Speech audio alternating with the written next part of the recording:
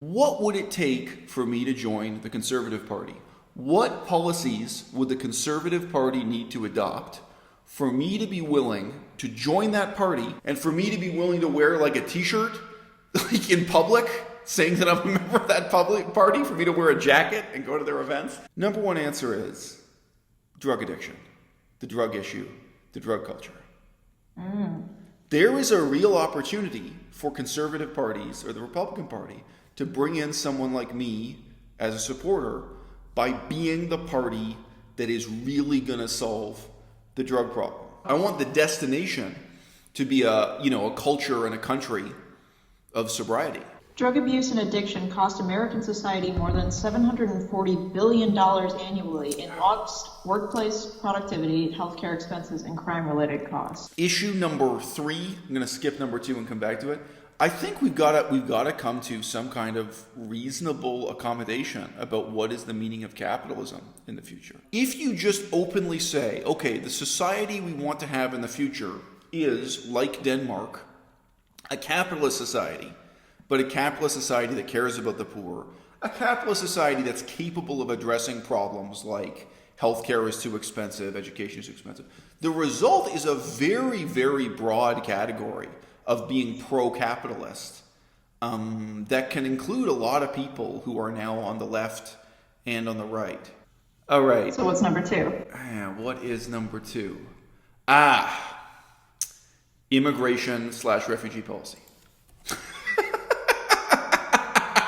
Okay, bring it on. So now I want to mention 2 things that the 2 biggest obstacles that prevent me from ever wearing the conservative name.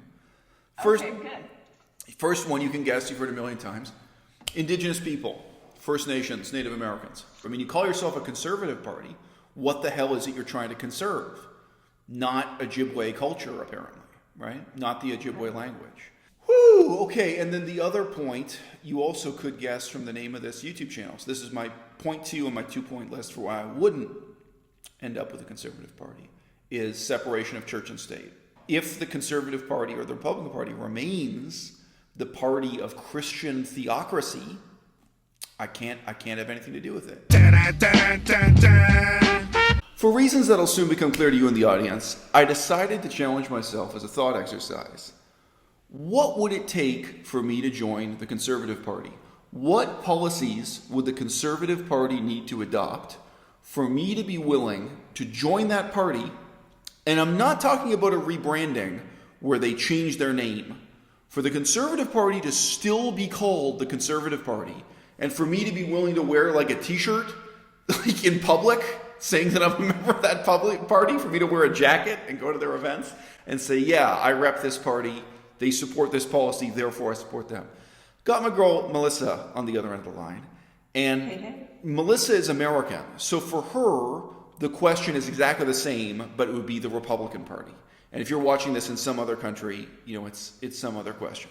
So you're going to see my approach to this is pragmatic. I'm not going to make up a bunch of policies that the Conservative Party or the Republican Party could never possibly pursue or support. My number one answer, keeping it all the way real, is drug addiction, the drug issue, the drug culture. There is a real opportunity for conservative parties or the Republican Party to bring in someone like me as a supporter by being the party that is really going to solve the drug problem. Because I listen to left-wing news, I listen to left-wing media, I read left-wing sources all the time. Okay, what did the Obama presidency do about the drug crisis in America? I mean, not a damn thing. Can we look back at 8 years of Obama being in power and say, wow, the left, they really took on the drug addiction issue. It really got better. That was really a turning point in our history, those 8 years where the drug problem got better. No, in those 8 years, the drug problem got worse and worse and worse. Currently in Canada, we just had the turning point in history. Melissa, you were with me in Canada when it happened. Marijuana was legalized, right? So we've become more, but you were there when for the first time there were like corner stores, there were normal shops selling marijuana. So I know from a certain perspective, you can say there's a turning point there.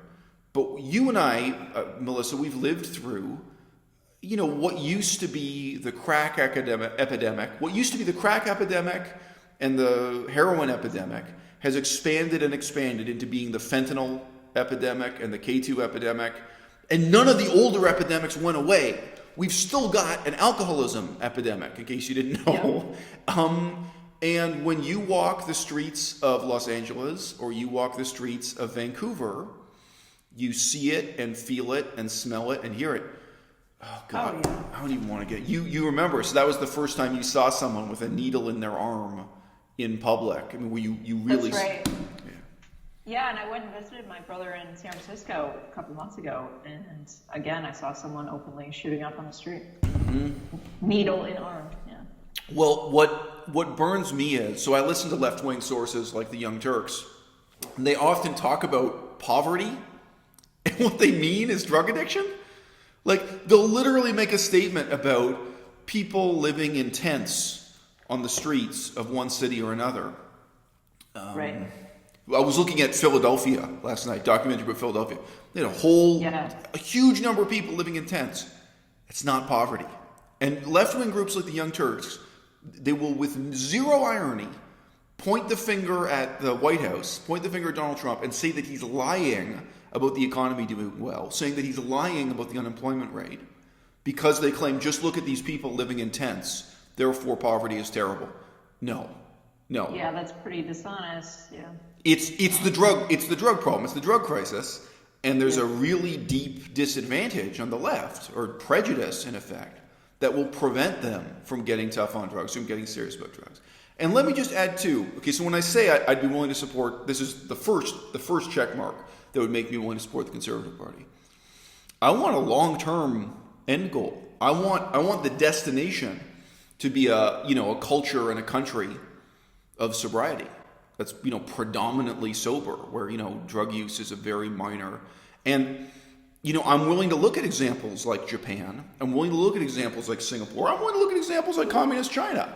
I'm willing to look at countries that have had really, really tough anti-drug laws, and where as a result drug addiction is a really minor, really rare phenomenon in society, instead of being a predominant part of the landscape, put it that way, that people are expected to live with and tolerate, with unbelievable cost to society. What was the number I gave you last night? 750 million? 750 million? What the hell? Do you still have it? Like that, yeah. Okay, why don't you get the number? It was an estimate for what the cost is to the American taxpayer, the total damage done by drug addiction in America. And of course, this includes prison and rehabilitation programs and crime and so on. Did you get the number, babe? Drug abuse and addiction cost American society more than $740 billion annually in lost workplace productivity, healthcare expenses, and crime-related costs. Okay. So that's a generous estimate, but still 700. We're into the billions. We're somewhere into the hundreds of billions. Issue number 3. I'm going to skip number 2 and come back to it. I think we've got to come to some kind of reasonable accommodation about what is the meaning of capitalism in the future. So, babe, I'm mentioning this second, even though I had it third. I recently heard an economist giving an interview, and I got interested in buying his book. I've asked Melissa to buy this book for me. And when I heard this guy talking, I assumed he was quite conservative. I assumed he was maybe at the left wing of the Republican Party, like he was a Republican who was willing to admit that caring for the poor matters and this kind of thing. Yes. And then I checked the guy's blog, and he considers himself further to the left than Bernie Sanders. And to me, that's a really interesting illustration of how that broad category can include everyone from conservatives to Bernie Sanders. Like, if you just openly say, okay, the society we want to have in the future is, like Denmark, a capitalist society, but a capitalist society that cares about the poor, a capitalist society that's capable of addressing problems like healthcare is too expensive, education is too expensive. The result is a very, very broad category of being pro-capitalist that can include a lot of people who are now on the left and on the right. So do you have anything to say about that, baby? I mean, like, in part, you've just been living with me for 2 years, and you've been hearing me agonizing about what's going on in politics. And yeah, I mean, what is the opposite of communism? What is the alternative to the far left now? It seems to me there's this really, really broad category that goes a long, long way. What is it about Denmark that they're able to have these social programs that America can't have? Right. So, I mean, I guess the point there is, one, you would need the Conservative Party to accept the basic premise of taxing the rich and stop being the party that perpetually promises tax breaks for the rich. A party that just says, look, if you want to be like Denmark, if you want to provide these things to society, there's going to be a certain level of taxation for the rich. And I mean, I guess the second thing is asking the Conservative Party or the Republican Party to accept privatization as such does not necessarily mean improvement. Like, when I was a kid, there was this really naive right-wing neoconservative thing going on. Neoconservatism that was neoconservatism was later marketed as neoliberalism, but it started as neoconservatism. Interesting case of rebranding or relabeling there. The assumption was that if you took a prison operated by the government and then you privatized it, that somehow this prison would become better and more efficient for society and the prisoners and everyone. That was unbelievably jejune and just wrong. I mean, it didn't work. We tried that for several decades. We tried the privatize everything approach to neoliberalism, neoconservatism, and conservatism, and it has failed. So, I mean, so your question very simply was, well, why can't we be like Denmark? Why can't we have the nice things Denmark have? I think those are the very basic assumptions. And I don't think I'm being unreasonable in saying that a Conservative Party or Republican Party could come to accept that kind of premise. No? All right. So what's number two? What is number two? Immigration/refugee policy. Okay, bring it on. So this is where people think I'm really conservative because the left is never going to deal with it, right?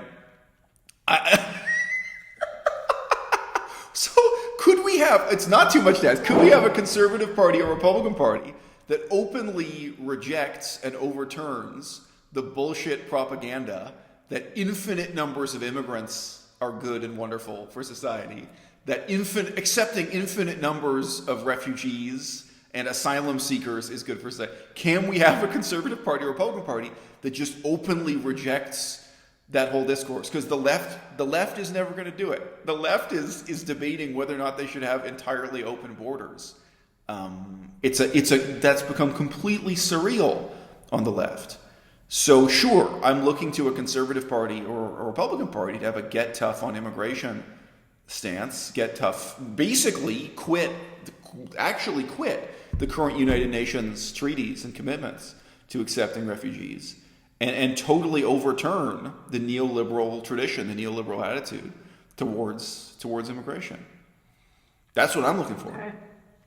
And by the way, I'm actually not racist. I mean, I live in Taiwan right now. I lived a large part of my adult life in Asia. You know, I grew up in downtown Toronto, surrounded by basically every ethnic group that exists on Earth, Chileans and Jamaicans, what have you. But guess what? When you look at really successful societies like Japan and Switzerland, they've had a mature attitude towards immigration, as opposed to basically going into a downward spiral of dealing with the guilt of colonial history, trying to compensate by inviting representatives of the colonized people to come and live in your country. And by the way, like, I get it. I think that's exactly what happened in England. England was in this horrible position of having to look at the history of their empire, and they're responsible for genocide on like 3 continents or more. You know, there was one, and they say, okay, well now we'll make it all better by having, a little India in London and having a little Jamaica and so on. Like, as if it's somehow compensating for the history of what you did to India and what you did to Jamaica as a colonial power and a slave trading power and an opium trading power, to now have neighborhoods of immigrants in London. I get it. I get the emotional and ideological function that has. But I mean, right now, looking at the present and future of Canada, it's just ridiculous to me to think that the future of these countries is continuously importing more labor, whether it's at the high end or the low end of the pay I scale. have two things to say and two things I would like to hear your opinion on. Hit it. I listened to an interview with Andrew Yang earlier today. And in this brief interview, he said that immigration is not the problem in terms of Americans losing their jobs. It is automation. Yes. So that's been tested empirically, and it's factually false. So I'm glad you asked this. I had a viewer send me a link to an article, and I really considered doing a YouTube video about it, but it was very boring and very difficult to explain the technical details. But long story short, the math has been done, and the very simple fact is that when you examine the claims made by Andrew Yang, and it's not only Andrew Yang, when you examine the claims made by Andrew Yang and some academics that mechanization, automation, robots, that's responsible for the loss of jobs, it is factually false. Now, if you want it in a form you can understand, that hypothesis, when you look at the manufacturing industry in Detroit, is it the case that those jobs disappeared to Mexico because Mexico has a higher level of automation, they have better quality robots?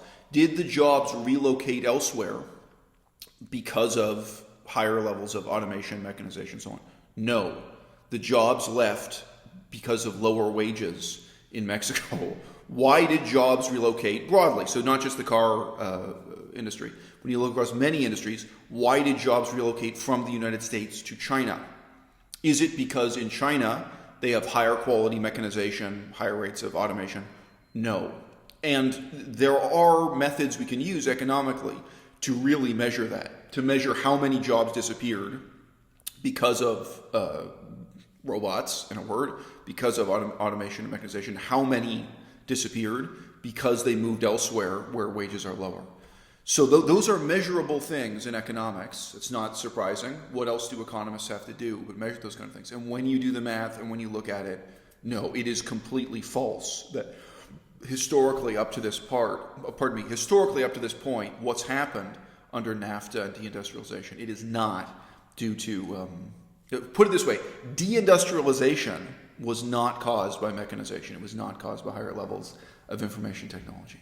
So, another thing I'd point out is when you actually look at the numbers for General Motors, it's actually amazing how few jobs left the United States. Bernie Sanders uses those numbers where he says, 30% of jobs with General Motors disappeared during this period with, permanent trade relations with China. PNTR is the term. And so I was like, wait a minute, only 30% decline? So sorry, that's from memory, but it's something like that. When you're actually going through even the Bernie Sanders claims about that, you're like, well, wait, that's not all that bad.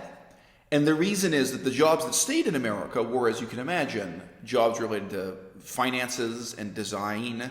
There were different kind of higher level jobs that remained for General Motors in the United States, but the manufacturing jobs left. And the numbers for that are surprising too.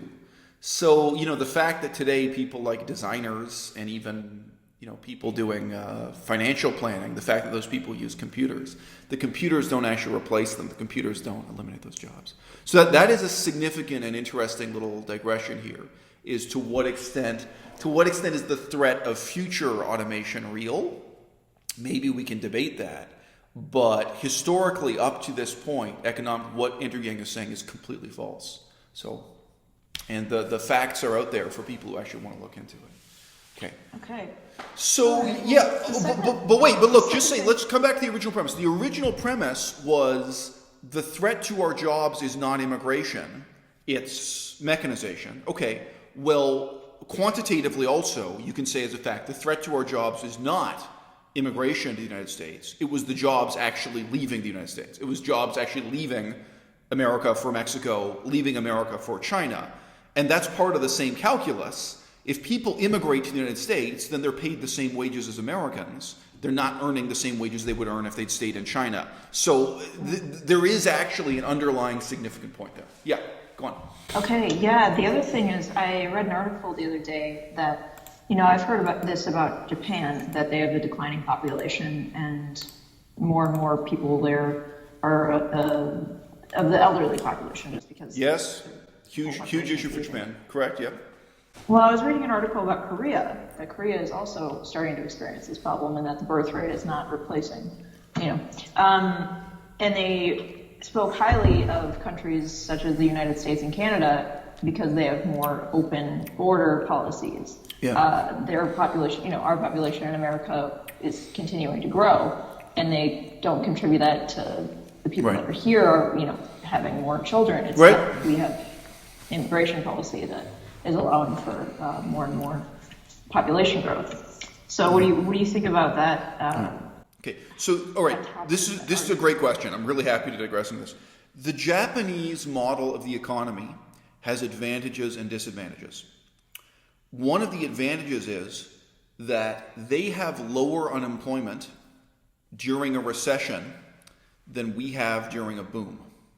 Just go to Google right now. I think you can just do this on your computer. Just do Google Japan unemployment rate. So currently it's way up at 2%. 2% unemployment, right? But when you look back, even look at the point. So, I mean, you're looking at the lost decade there in the 1990s, right? So that's supposedly this terrible period of the Japanese economy. There was this unbelievable period of crisis, and in some ways, sincerely so. It was a real economic crisis. Can you imagine an economic crisis with 2% unemployment? Okay, Amazing. so okay. Now I just want to say I actually formally researched this when I was at university. There have been false claims that Japan's unemployment numbers are somehow fake or fraudulent, or that the government calculates it in a manner different from the United States of America. I formally wrote an essay about it. I did the research and looked into that at university. It wasn't a long essay. It was a short essay, as I recall. But no, that's not true. That is a myth made up in the Western press because people feel jealous of the unemployment rate. They're like, oh, well, they don't count. They don't do the math the same way we do. Their numbers don't count. No. When you look into it, you can do the details. The numbers count. That really is the unemployment rate in Japan is calculated the same way we calculate unemployment. Their unemployment rate is amazingly low. Okay, so quality of education in Japan is very high. Unemployment rate is very low. Crime is almost zero. Again, you can look into the crime statistics. It's shocking, right? Japan has a lot of advantages. Are there disadvantages? Yes, like fascism.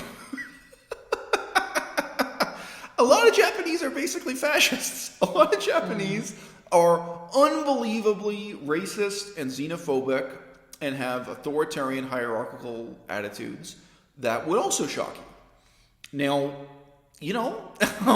I don't think there's a simple cause and effect relationship there. Obviously the history and culture of Japan is unique in many ways. So yeah, it's an interesting question. Look, put it this way. How much do you want to be like Japan? And how much do you want to be like Denmark? They're both very, very positive examples we can learn from. But I don't think it's a really simple question of just imitating Japan to the greatest extent possible. But no, any discourse about that, any discourse about... Well, sorry, I did a much longer essay about the history of immigration policy in Japan. So I just mentioned I did specifically research that. And I had an extreme left-wing professor who hated me for doing it. She gave me a low grade, low by my standards, and she really discouraged me from writing about it because for her as a left-winger, an essay dealing with the reality of immigration policy in Japan, it was the opposite of everything she wanted to believe in. She was one of the people, she believed in having no borders at all. She wanted unlimited immigration directions. It was like, well, here's what Japan did, and here's how it worked out. So yeah, so one really brief thing about that. I don't think I've ever mentioned this on YouTube. When you look at the statistics for immigration to Japan, they're actually false the other way. They are massively overstated. Japan has much less immigration than the statistics indicate for very interesting historical reasons. this is only one example, but it's the most important example. They have a population of people who are ethnically Korean, who live in Japan and who have lived there continuously since before World War II. So most of them now are born after World War II, but they're the children and grandchildren. And they remain legally foreigners in Japan by their own choice. They chose to reject Japanese citizenship. So every year, often multiple times per year, they're registered as new immigrants arriving in Japan, even though they've been living there continuously since before World War II. So they have actually massively inflated immigration numbers. And for some person, I did the math. I was like, okay, well, how many immigrants are there if we delete these false and misleading categories of immigrants who are not really new immigrants? And yes, it is close to zero. They are an extremely low immigration society. You can see that already when you look at the statistics, but then if you break down the categories of statistics, yeah, it's even lower. I think there's an interesting hypothetical question to ask. You know, is London, England, better off as a city because it's become a cosmopolitan, multi-ethnic, multilingual city? Is that better than if London, England had remained 90%, British people? That's an interesting question. However, the question we're asking now is, given that you already are a cosmopolitan city, it's already done. Right. What's the argument for more immigration and for more refugees? Welcoming in all of the people from Afghanistan whose country has been destroyed by CIA policy. Well, guess what? If you open the doors to everyone who'd like to escape Afghanistan, it's going to be a lot of people. And Afghanistan and Syria and so on and Iraq. These are not small numbers of people. This will be waves and waves and waves that'll transform the future of your society. So I just say we're not starting from the 19th century. We're starting from the year 2019. And, I don't really see any sincere discourse on the left or the right that looks at Vancouver, Canada today, to use a Canadian example, looks at Vancouver and thinks, wow, you know what this city needs? This city needs more Asian immigration. That's what's going to improve the city. At this point in Vancouver, we got it, okay? We already have. And again, I speak Chinese. I'm very pro-Chinese in my view of the world. Believe me, I'm very biased in favor of Chinese immigrants. I like Chinese immigrants more than I like white people. I really do. My biases lean that way. However, I've lived in China, I've lived in Taiwan, I've lived in Vancouver. I think you've got to be insane to be looking at Vancouver and saying, well, what we need right now is another 500,000 Chinese immigrants, or even immigrants specifically from Taiwan. It makes no sense to me economically, culturally, politically, or in any other way. And obviously that will get me banned from woke Twitter. That'll get me banned. John Sakars is not going to hang out with me anymore. It's really a shame, John. It's really a shame, John. I was at that dance party, John. I saw you sitting there pathetically by the side of the dance floor, sitting there all alone. He was. He's a mopey guy, John. His communism has not made him happy in life, John. That's what the Republican candidates are going to have to. Well, sorry, that's my proposal. So those are the three issues. Those are the three issues. So now I want to mention two things that the two biggest obstacles that prevent me from ever wearing the conservative name. First one, you can guess, you've heard a million times. Indigenous people, First Nations, Native Americans. Right? It's a huge issue. So you guys may not know this. Bernie Sanders' book, it's just off camera here. There we go. Bernie Sanders' book, Our Revolution, it does have a chapter on Native Americans. It's a short chapter, but there is a chapter in here that says, I'm Bernie Sanders. I care about Native Americans. I always have. Always will. It tells a bunch of anecdotes about the time he went to visit this and that Indian reservation and talk to the chiefs and stuff. So there is a chapter in here on that. There's really no way I can ever support a conservative party or Republican party if they don't take a very clear stand on First Nations people, First Nations languages, what the future of that is supposed to be. And sure, the history matters a little bit. If you want to have National Sorry Day, like Australia has, the apology for the past thing. I'm not really into the past. I'm really into the future. I really want a political commitment for what the future is going to be on this issue, right? Yes, I find it hard to believe that most people that run in the Conservative Party would be in favor of your language revitalization. Right. Right. So It just that's seems antithetical to what they want. right. They want. Well, okay, but that compare to, I mean, I'm glad I did point two as point three there. I'm glad I did point two last. I think that can be linked in a powerful and meaningful way to the skepticism about immigration and refugee policy, right? Where you say, look, Canadian identity isn't English identity. What really matters is the fate of the Cree, the Ojibwe, the Mohawk, and then questioning, if we keep having more and more waves of new immigrants from China and Asia and Africa, how are those people going to participate? And isn't this just going to complete the genocide of our native people and languages? So I think you can revive those languages and start to make that a bulwark of saying, well, there's some kind of identity or culture or historical continuum here that you're trying to conserve. I mean, you call yourself a conservative party. What the hell is it you're trying to conserve? Not Ojibwe culture, apparently, right? Not the Ojibwe language. So it gives conservatives something to conserve. It's kind of a weird positive spin. And I think it does connect to that question also. Because I don't think you have a leg to stand on if your point is that you want to reduce immigration so that you can preserve the hockey league. Ice hockey is for everyone. anyone can immigrate to Canada tomorrow and participate in the hockey league. Not just anyone can immigrate to Canada and actually learn Cree or Ojibwe or connect to that history or that culture or that language. Currently, there are no schools for you to study those languages.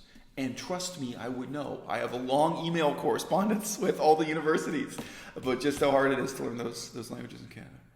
That's right. Whew, okay, and then the other point, you also could guess from the name of this YouTube channel. So this is my point two on my 2-point list for why I wouldn't end up with the Conservative Party, is separation of church and state. If the Conservatives can't really commit to getting over this connection they have to Jesus and abortion, I'm out. I can't be a part of you guys at all.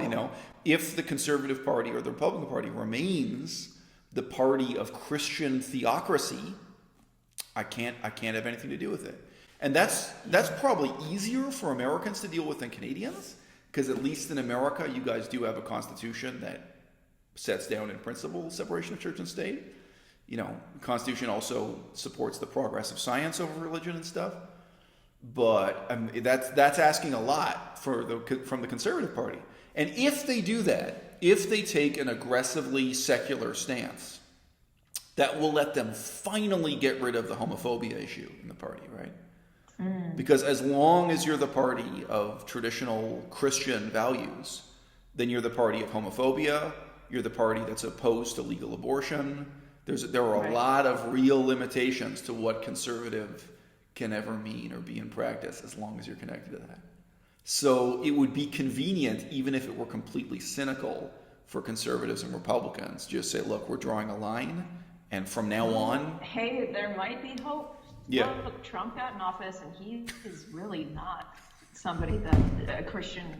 surprisingly, he got voted in, but, I know, it's really such not embodying Christian values. I'll tell you what. Who is less Christian than Donald Trump? It's really true. And for me, I'm old enough to remember Bill Clinton when he would go to church, and there was this news footage of him and his wife standing there with glowing faces in church. I mean, it's completely cynical. Who on earth is less Christian than, Bill Clinton and his wife? Donald Trump is less Christian. Donald Trump is the least Christian person I know, and I'm an atheist Jew ex-Buddhist, okay? Okay, babe, let's wrap it up there. Thanks for hanging in with me. For you in the audience, if you thought this was an insincere discourse in any way, I just remind you, when you live in a political system that has only two alternatives, if you're sincerely interested in political progress, you've got to take an interest in reforming and revitalizing both.